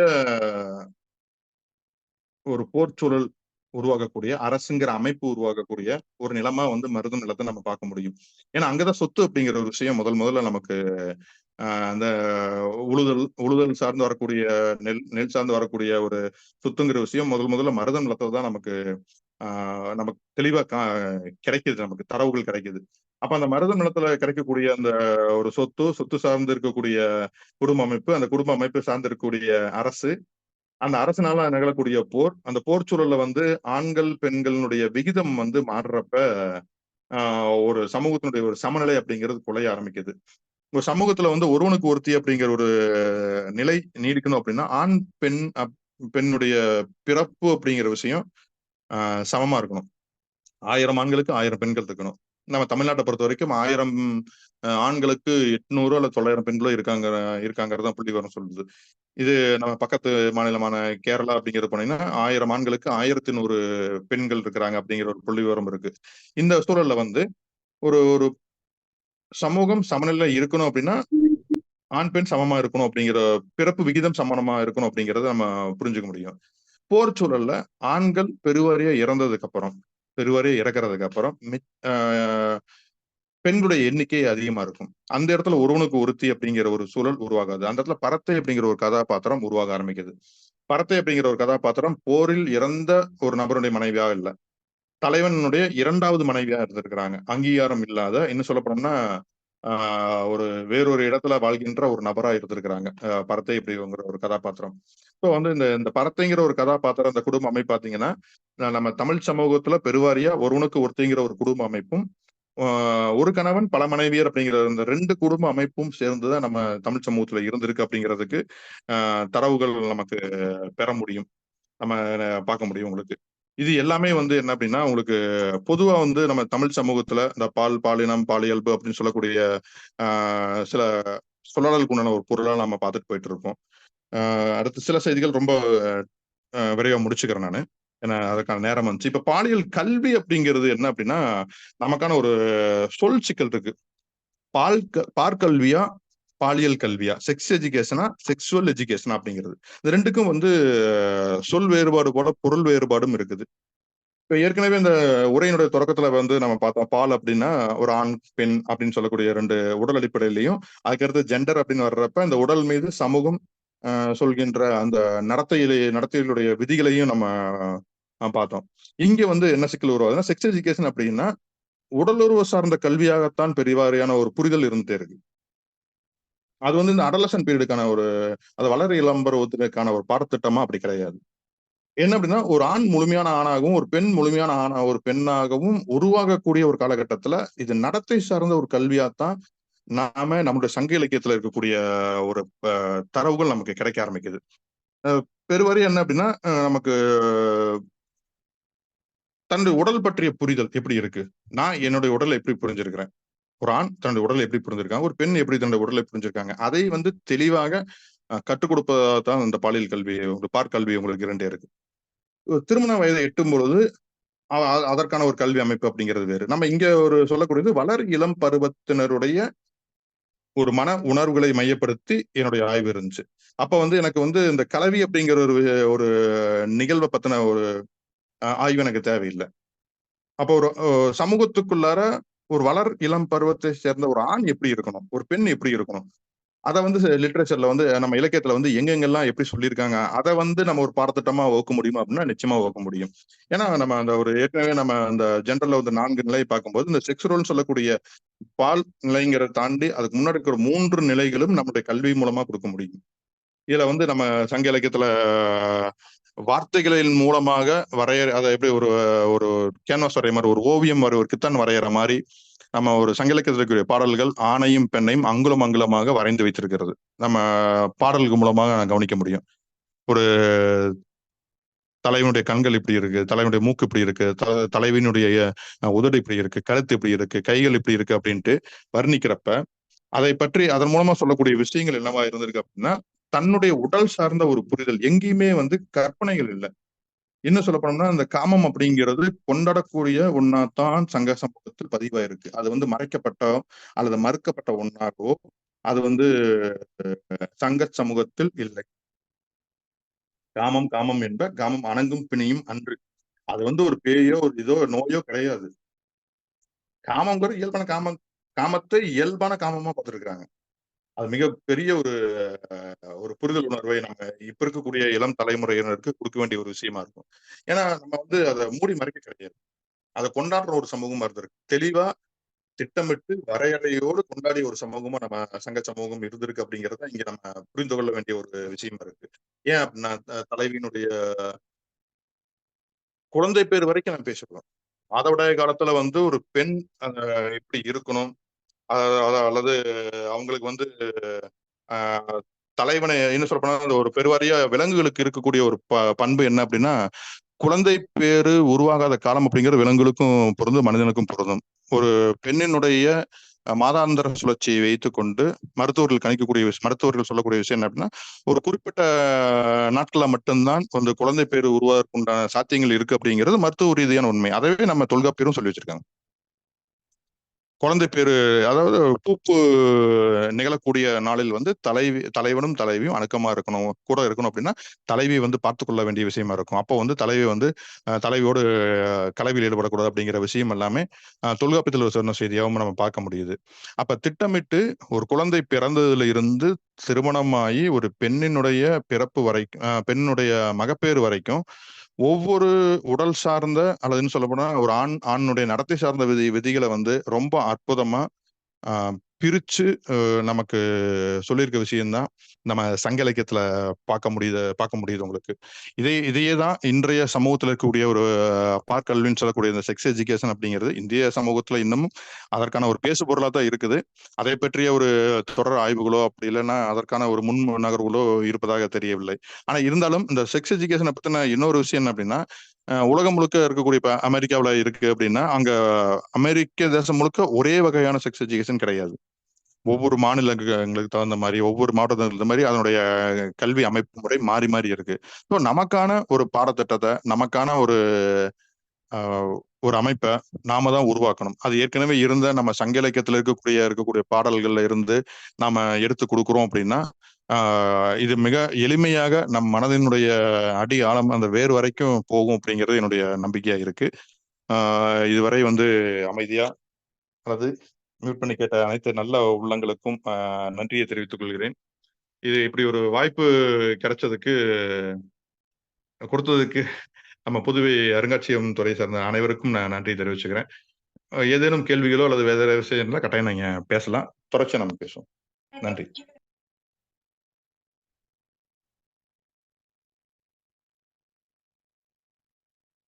நன்றிங்கய்யா. பங்கேற்பாளர்கள் ஏதேனும் கேள்விகள் இருப்பின் ஐயாவிடம் கேட்டு தெளிவு பெறலாம்.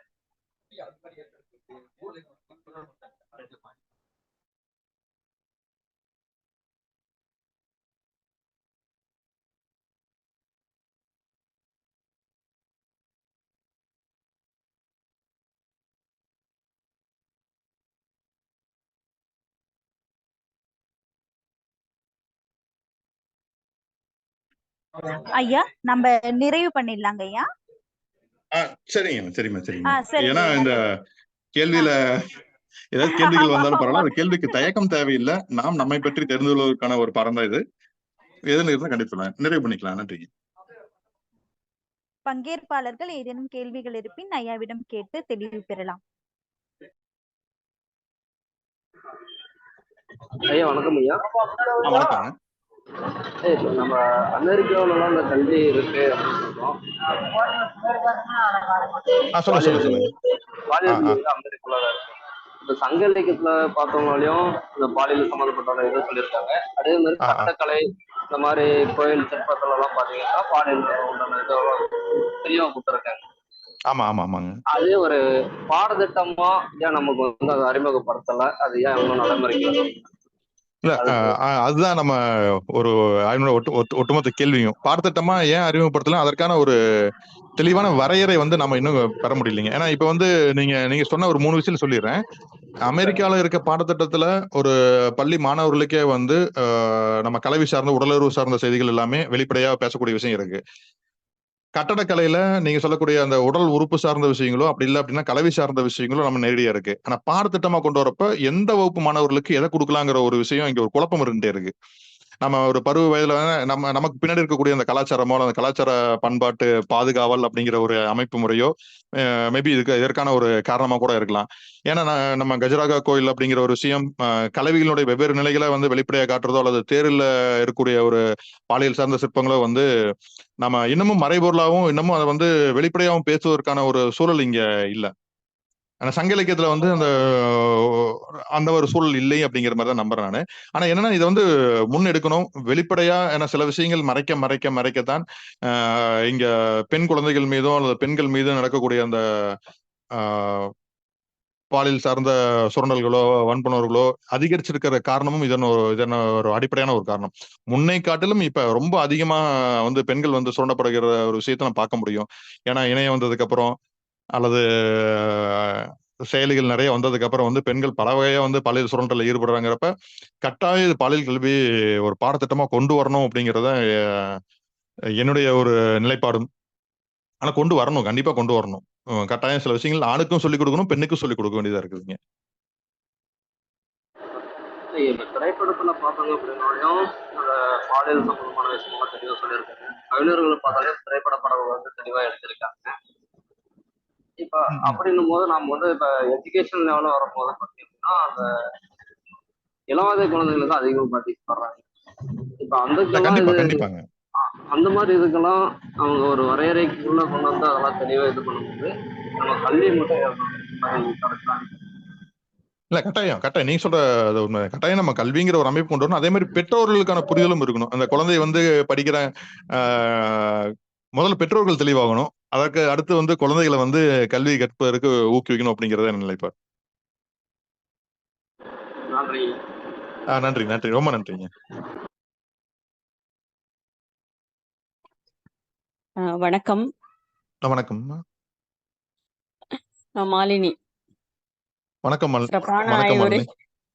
சிறப்பான ஐவுரை மாதிரி எனக்கு ஒரு சந்தேகம் வினாக்காக. கண்டிப்பா சொல்லுங்க. என்னன்னா இப்போ உங்களை ஆய்வு பாத்தீங்க அப்படின்னா சங்க இலக்கியம் சார்ந்துதான் பெரும்பான்மையான எடுத்துக்காட்டுகள் எடுத்துக்காட்டியிருக்கீங்க. இதே அடிப்படையிலான நோக்கம் வந்து பின்னாடி வந்த இலக்கியம் நம்ம இலக்கிய வரலாற்றுல பெரிய ஒரு வளர்ச்சியை நம்ம இன்னைக்கு வரைக்கும் சந்திச்சிருக்கோம். அந்த இலக்கியங்கள்ல ஏதாவது பொருத்தி நீங்க பார்த்திருக்கீங்களா, இல்ல பொருத்தி பார்ப்பதற்கான ஏதாவது ஒரு வாய்ப்புகள் இருக்குமா அப்படிங்கறத என்னுடைய கேள்வி. நன்றி மல்லினி. அதாவது என்னோட ஆய்வுங்கிறது சங்க இலக்கியத்தோட மட்டும்தான் முடிஞ்சிருக்குங்க. ஆனா அதுக்கு அடுத்து பாத்தீங்க அப்படின்னா நீதி இலக்கியத்துல வந்து இந்த பரத்தை அப்படிங்கிற ஒரு கதாபாத்திரம் வந்து இப்ப வந்து ஒரு பாலியல் தொழிலாளியா எப்படி சுட்டப்படுறாங்கிற அந்த படிநிலை வளர்ச்சியை நான் பார்க்க முடியும். திருவள்ளுவருடைய காலகட்டத்துல வேறையா சொல்லியிருப்பாங்க. அதுக்கப்புறம் பக்தி காலகட்டத்துல வேறையா மாறி இருப்பாங்க. உரையாசிரியர் காலகட்டத்துல வேறையா மாறி இருக்காங்க. நாவல் அப்புறம் புதுக்கவிதை வர காலகட்டத்துல அவங்க வேறையா மாறி இருக்காங்கிற ஒரு படிநிலை வளர்ச்சியை நம்ம பார்க்க முடியும். இது வந்து எல்லா இலக்கியங்களையும் பொருத்தி பார்க்கக்கூடிய ஒரு ஒரு களமா தான் உங்களுக்கு பாலியல் கல்வி அப்படிங்கிறது இருக்கு மல்லினி. நீங்க பக்தி காலகட்டத்திலையும் பொருத்தி பார்க்க முடியும். நீங்க சமகால ஒரு படைப்புகளையும் பொருத்தி பார்க்க முடியும் உங்களுக்கு. பக்தி இலக்கிய காலத்திலேயும் நிறைய வந்து தலைவன் தலைவியாக பாவனை செய்து பாடின பாடல்களும் இருக்கு அப்படிங்கிற ஒரு நிலையை நம்ம வந்து படிச்சிருக்கோம். அப்படி இருக்கும்போது அந்த பக்தி இலக்கியத்திலேயும் இந்த மாதிரி அடிப்படையான இந்த கண்டிப்பா இது வந்து இப்ப இருக்கக்கூடிய இளம் தலைமுறையினருக்கு தேவையான ஒரு கல்வி. அதனால அந்த மாதிரியான ஒரு நம்ம என்ன எப்ப சொன்னாலும் கடவுளை வந்து எடுத்துக்காட்டா சொல்லும் அப்பயும் நீங்க அங்கேயும் இதைத்தான் சொல்லியிருக்கீங்க அப்படிங்கறத ஒரு முன்வைக்கிற மாதிரியான ஒரு செய்தி நமக்கு கிடைக்கும் போது அந்த செய்திகள் வந்து பக்தி இலக்கியத்திலேயோ அதுக்கு பின்னாடி வந்த நவீன இலக்கியத்துல கவிதைகள்ல நிறைய பேசியிருக்காங்க. ஆனா அதுக்கு நம்ம இந்த நீதி இலக்கியம் சார்ந்து அந்த மாதிரி இதுல ஏதாவது பாத்திருக்கீங்களா? இல்ல பாக்குறதுக்கு மாணவர்களுக்கு ஏதாவது வாய்ப்புகள் இருக்குமா அப்படிங்கிறது தான். நான் நான் பார்க்கல. ஆனா பாக்குறதுக்கான வாய்ப்புகள் கட்டாயம் மாணவர்களுக்கு இருக்கு. இது என்ன, இது நம்ம சங்க இலக்கியத்துல முடிஞ்சு, சங்க இலக்கிய அப்புறம் நீதி இலக்கியத்துல ஆரம்பிக்கலாம், பக்தி காலகட்டத்துல ஆரம்பிக்கலாம். ஒவ்வொரு காலகட்டத்துல இருக்கக்கூடிய இலக்கியத்திலையும் பொருத்தி பார்க்கலாம் இது. ஏன்னா ஆண் பெண்ணை பத்தி பாடுறப்ப வந்து கட்டாயம் இது நீங்க தொடர்ச்சியா நீங்க பாத்தீங்க அப்படின்னா ஒரு ஆண்கிற ஒரு நபர் வந்து எப்படி எல்லாம் சமூகத்தால வந்து கட்டமைக்கப்பட்டு வந்திருக்காங்கிற ஒரு படிநிலை உங்களால பார்க்க முடியும். அதே மாதிரி பெண் வந்து எப்படி எல்லாம் கொஞ்சம் இப்ப வரைக்கும் கொண்டு வந்திருக்காங்க அப்படிங்கிற ஒரு படிநிலை வந்து நீங்க சங்க இலக்கியத்துல இருந்து பக்தி இலக்கியத்துல இருந்து அடுத்தடுத்து நீங்க பாத்தீங்க அப்படின்னா அந்த உடல் மீது, அந்த பெண்ணுங்கிற உடல் மீது இந்த சமூகம் எப்பப்பெல்லாம் எந்தெந்த காலகட்டத்துல எதை சொல்லி அவங்களுக்கு வந்து ஒரு கட்டுப்பாடுகளை விதிச்சிருக்கு அப்படிங்கன்னு பார்க்க முடியும். குறிப்பா வந்து சங்க காலகட்டத்துல இருந்த ஒரு பாலியல் சுதந்திரம் பக்தி காலகட்டத்துல அந்த பாலியல் சுதந்திரம் எப்படி மாறுது, அதுக்கப்புறம் வந்து சமகாலம் வரக்கூடிய ஐரோப்பிய காலகட்டத்துல ஒரு புரட்சி வந்ததுக்கு அப்புறம் பெண்ணையும் பேசாததுக்கு அப்புறம் அந்த பாலியல் சுதந்திரங்கிறது எந்த நிலை நோக்கி நகருங்கிறத ஒரு நூல் பிடிச்சு பாத்தீங்க அப்படின்னா எங்க தோன்றி எங்க வந்து மாறி எங்க வந்து கட்டற்று போயிருக்கு அல்லது வந்து ஒரு தன்னிலை எப்படிங்கிற நீங்க கொண்டு போக முடியும் உங்களால. ஆனா எல்லா காலகட்டத்திலும் பொருத்தி பாத்தீங்கன்னா உங்களுக்கு அழகா உங்களுக்கு ஒரு விஷயம் தெரியும். உங்களுக்கு கட்டாயம் பொருத்தி பார்ப்பா இருக்கும் வாய்ப்புகள் நிறைய இருக்கு. ஓகே, நன்றி, மகிழ்ச்சி மாதிரி. நன்றி மாலினி, நன்றி மாலினி.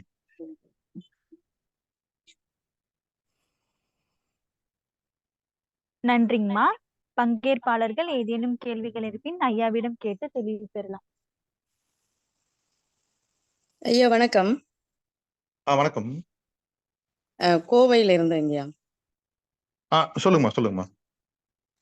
ஐயா, இதுல இந்த சங்க இலக்கியம் பத்தி நம்ம பேசும் பொழுது வீரம், காதல், போர் அந்த மாதிரி நம்ம பேசிட்டே இருக்கோம், களவு, கற்பு அப்படின்னு. ஆனா பெண் பிள்ளைக்கான வன்கொடுமைகள் அன்றைய காலத்துல இல்லையா? அதுக்கான எந்த தடையும் நம்ம செய்யுள்ள படித்த மாதிரியான ஒரு நிகழ்வு நான் பார்க்கல. வன்கொடுமைகள் இடங்கள் இருந்திருக்காங்க. ஒரே ஒரு பாடல்ல மட்டும் பாத்தீங்க அப்படின்னா தலைவியை வந்து காதலிச்சு ஏமாற்றின தலைவனுக்கு வந்து சுண்ணாம்பு சட்டியை தலையில வச்சு கொண்டு போனதா ஒரே ஒரு பாடல்ல மட்டும்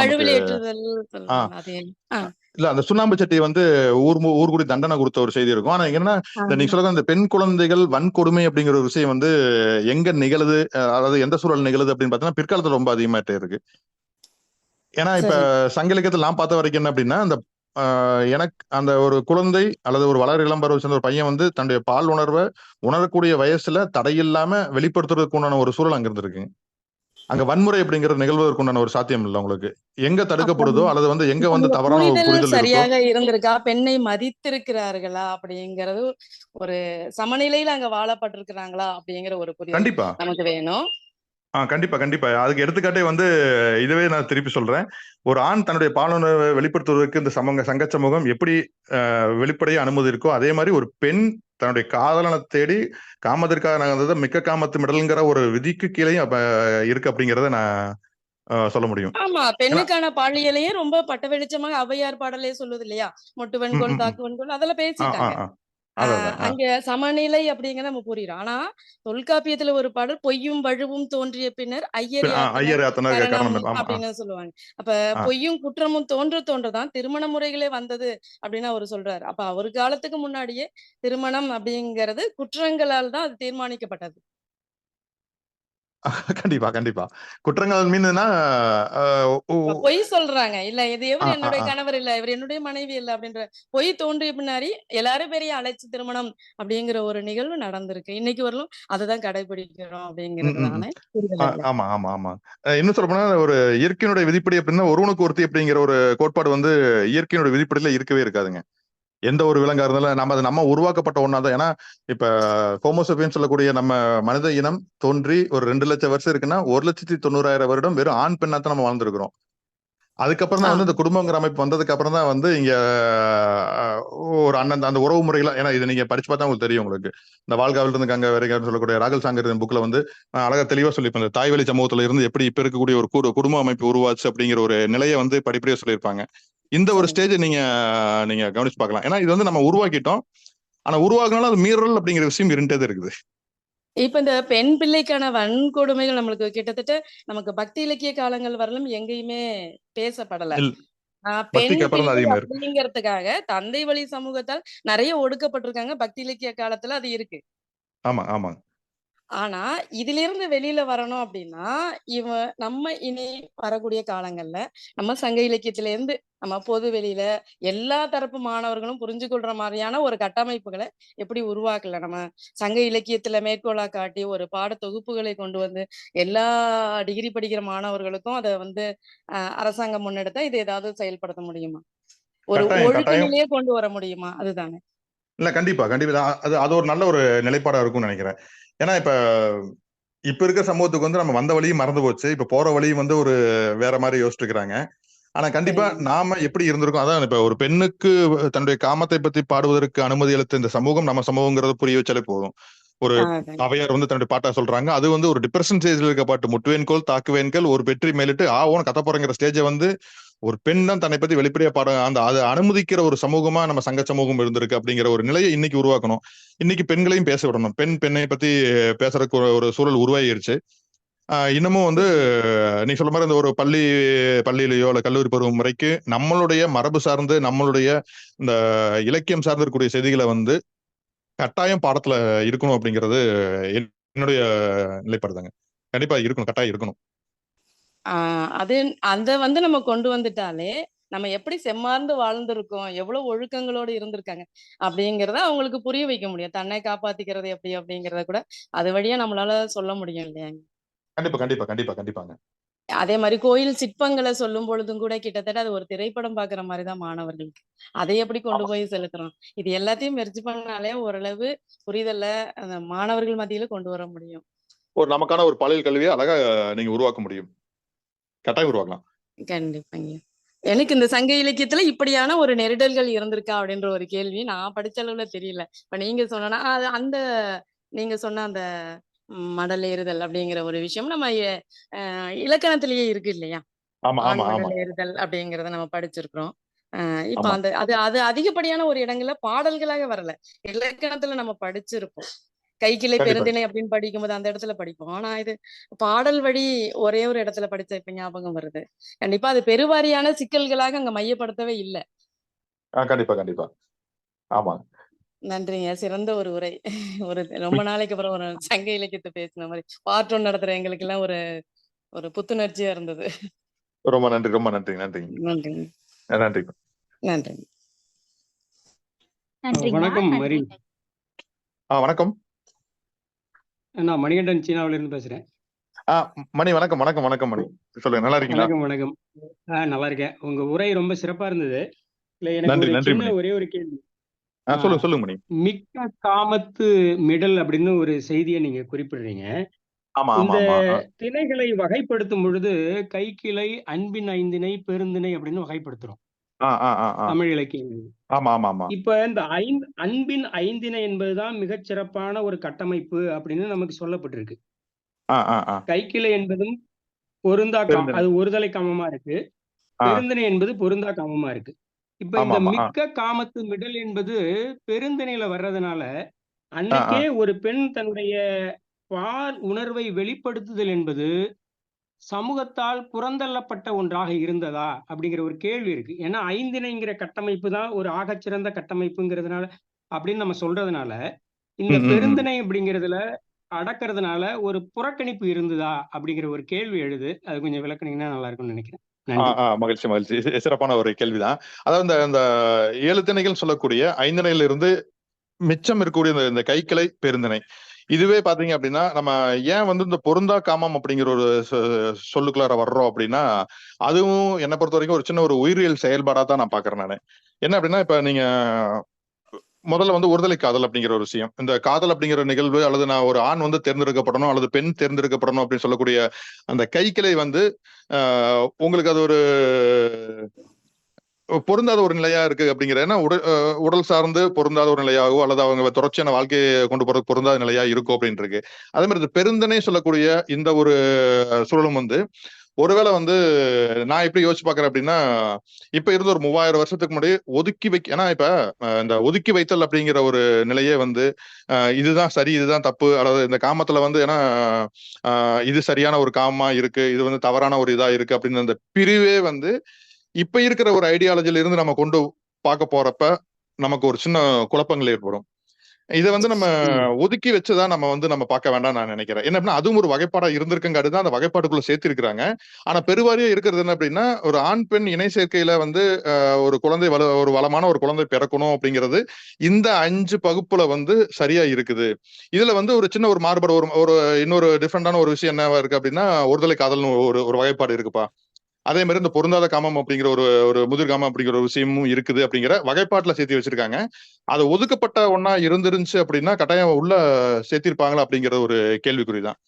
ஆனா என்ன அப்படின்னா, என்னுடைய ஒரு இது மணி, நாம வந்து ஒரு வகைப்பாட்டுக்குள்ளார இருக்கிற பிரிவுகளா பார்த்திருக்காங்க. அன்பின் ஐந்திணை, கைக்கிளை, பெருந்திணை, இந்த 3மே ஒரு பிரிவா, பால் உணர்வுல இருக்கக்கூடிய சிக்கல்களுடைய பிரிவா பாக்குறேன். இப்படி ஒரு பிரிவு இருக்குப்பா. 5 நிலைக்கு உண்டான எல்லாரும் ஏற்றுக்கொள்ளப்பட்ட ஒரு நிலைகள் இருக்கு. அடுத்த நிலை இருக்குது. அதுல வந்து பாத்தீங்கன்னா, அதுல இருக்க இன்னொரு பிரிவு ஒருத்தர் வந்து மட்டுமே லவ் பண்ணக்கூடியது. இன்னொரு பிரிவு நீ சொல்லக்கூடிய அந்த தலைவி வந்து அதிகப்படியான ஒரு காதல்ல போய் தலைவனை சந்திக்க கிளம்பி போறது. இந்த சமூகம் என்ன சொல்லிதான் பரவாயில்ல, அதெல்லாம் தூக்கி விசிறிட்டு நான் போறாங்கிற ஒரு ஸ்டேஜ் வர்றப்ப இதுவும் ஒரு பிரிவு அப்படிங்கிற அந்த 3ஆ பிரிச்சிருக்கக்கூடிய விஷயமா நான் பாக்குறேன் மணி. சரிங்க, சரிங்க. ஏன்னா நமக்கு வந்து ஒன்று சிறப்புன்னு சொல்லும் பொழுதே இன்னொன்று சிறப்பு இல்லையோ அப்படிங்கிற ஒரு கேள்வி எழுது அப்படிங்கிற அடிப்படையில தான் அந்த கேள்வியை கேட்டேன். இல்ல கண்டிப்பா கண்டிப்பா, அது நியாயமான கேள்விதான். நியாயமான கேள்விதான். நன்றி நன்றி மணி. நன்றி நன்றி மணி, நன்றி மணி, ரொம்ப நன்றி. நன்றிங்க ஐயா. பங்கேற்பாளர்கள் ஏதேனும் கேள்விகள் இருப்பின் ஐயாவிடம் கேட்டு தெளிவு பெறலாம்.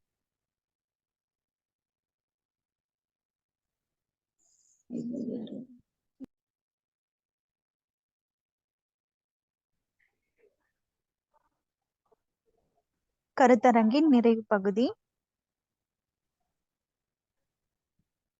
நன்றியுரையினை வழங்க புதுவை அருங்காட்சியக படம பிரிவின் பொறுப்பாளர் சங்கீதா சௌரிநாதன் அவர்களை அழைக்கின்றேன். வணக்கம். கழக இலக்கியங்களில் பாலியல் கல்வி ஒரு தொல்லியல் பார்வை என்ற தலைப்பில் பல செய்திகளையும் நம் தொன்மை இலக்கியமான சங்க இலக்கியங்களில் உள்ள பல பாடல்களின் பொருட்களை அனைவருக்கும் புரியும் வண்ணம் எடுத்து கூறிய முனைவர் மரிய செபஸ்தியான் ஐயா அவர்களுக்கு எமது புதுவை அருங்காட்சியகம் சார்பாக மனமார்ந்த நன்றியினை தெரிவித்துக் கொள்கின்றேன். மேலும் இந்நிகழ்வில் கலந்து கொண்ட பங்கேற்பாளர்கள் தங்கள் ஐயங்களை கேட்டு விலக்கிக் கொண்ட அனைவருக்கும் புதுவை அருங்காட்சியகம் சார்பாக நன்றியினை தெரிவித்துக் கொள்ள கடமைப்பட்டுள்ளேன். நன்றி, வணக்கம். மீண்டும் அடுத்த காரிக்கிழமை வேறு ஒரு தொல்லியல் தலைப்புடன் கருத்தரங்கில் இணைவோம். அனைவருக்கும் நன்றி, வணக்கம். இந்த வாய்ப்பு கொடுத்ததுக்கு புதுவை அருங்காட்சியகத்துக்கு மிக்க நன்றி. மீண்டும் சந்திப்போம். ரொம்ப நன்றி. நன்றி. நன்றி.